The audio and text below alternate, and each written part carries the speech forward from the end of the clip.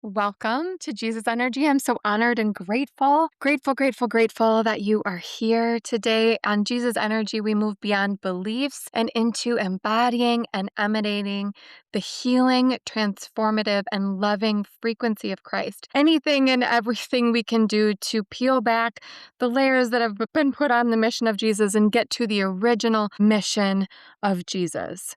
So this week, I'm just super glad to be here.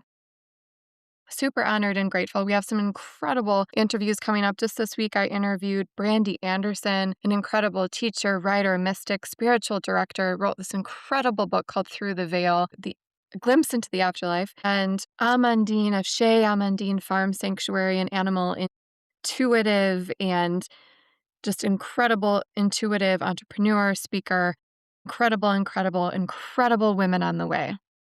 Speaking of women, today I feel compelled to talk about feminine energy. And so I'm on a time crunch. You probably are too. In about 11 minutes, I must be on my way to go pick up my child from school. But I I want to practice this together this week, and I'm curious if you want to join in this with me. So, first of all, earlier this week I had an interesting I went and I had cupping done. So, I went and had cupping done. So, if you listened to a couple episodes ago with Rachel Peltier, Rachel is a phenomenal subtle energy practitioner, and she mentioned that I originally went and saw her because I had this like intense tightness on the right side of my body. Like no matter what I would do, no matter what healing modality I would do, it was so tense and so tight. It would get up into my neck, sometimes lead to intense headaches. And I find myself worrying that I'm not going to have enough time and that I am rushing. And I'm just going to say hello to that worry in real time and trust that what happens is meant to be and in divine timing and of service to you. So, Rachel said that it's really common to have tightness like that in that location and on that right side. Okay, so the right side of the body embodies masculine energy, like decisive action, risk taking, achieving, controlling, competitiveness, logical thought. I have my little list here prepared. In contrast, okay, we'll just stay there. So it's like this doing, which I had someone recently say to me, like, Kate, I feel like you're in this space of what you want to do, what you want to accomplish. It feels like you just need more learning, more training, more money behind it, more action, more doing. She's like, what if it came effortless? What if your work, what if your goals, what if your dreams, what if they came effortless? And I'm almost like, at first I was like, oh, that sounds so nice. And a part of me is like, that's impossible. No, got to push, got to prepare. And I think that's part of too why I am doing this. It's like I'm trusting that what I put out will be enough and that I will have enough left over to write my book. And I have this tendency to store, to push, to perfect before I would ever put it out into the world. And I know this is so common in our day and age. There's this addiction that's running rampant to doing more, producing more. And I know that, people are like, rest, rest, rest.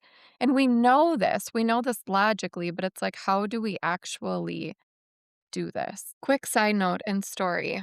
Okay, so I went and received cupping this week. And of course, it was like such a joy to receive. There's nothing I love more than like sucking all of the, the tension and the crud out of my body. Nothing I love more. Like how just squeeze it. Intense. Get it out. And of course, we got to talking about the spiritual life, and since a couple of things that he said, I was like, this, how did I even find this person? I truly don't. I think I just Googled. There's someone I typically see, and I just felt compelled to go here and meet with him. In a matter of minutes, he was telling me about his life, and he just so happened to grow up about 30 minutes from where Jesus was born. And he was talking a little bit about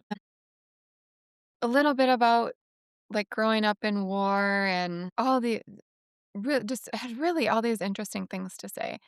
And almost out of nowhere, he was like, hell is when we focus too much on matter and material. When we focus too much on matter and material, it is so dense, it weighs us down. And to me, it landed at such a divine time. And I do think there is this like, I just thought that was so beautiful. It is so dense, it can just weigh us down. And he was like, I don't know what you believe, but I believe that we'll always have everything we need around us. And living in a healthy way doesn't have to be overcomplicated. Look around you to see what's there. And, it was just this like really refreshing, really peaceful, not over spiritualizing it, not making matter out to be bad, just this aligned focus and on gratitude, on enoughness, it felt like the roots of true abundance. At the same time, I'm reading Cynthia Bourgeois, as always, and her book, Eye of the Heart. And I'm quoting like every other sentence in the book that I'm writing from her book, Eye of the Heart. And she says, my child saying, will you pick me up early from school? No, not yet, my darling. Mommy has to finish her work. In it, she says, so now in Cynthia's book, she's talking about the spiritual realm. Okay. She says, light is said to be dark in outer space until it strikes an object. The grace of materiality is that it allows something to materialize, to come into existence and self expression, to contribute to its own unique mode. She says, we are at the intersection of the timeless and the time, our infinite yearnings trapped inside our finite bodies. She talks about how we bring the heavens onto the earth. So, what does this have to do with the feminine? To me, there's something about the matter and spirit, energy and material, the feminine and the masculine. In order for the heavens to come down, it needs to have a vessel to fill. The feminine is all about receiving and nurturing. It is about play. It is about expressiveness. The masculine needs the feminine and the feminine needs the masculine. And if we're constantly doing, and our right side of our body is completely tensed up, how will we ever receive? There was something about his words saying that hell is when we are too focused on the material and matter.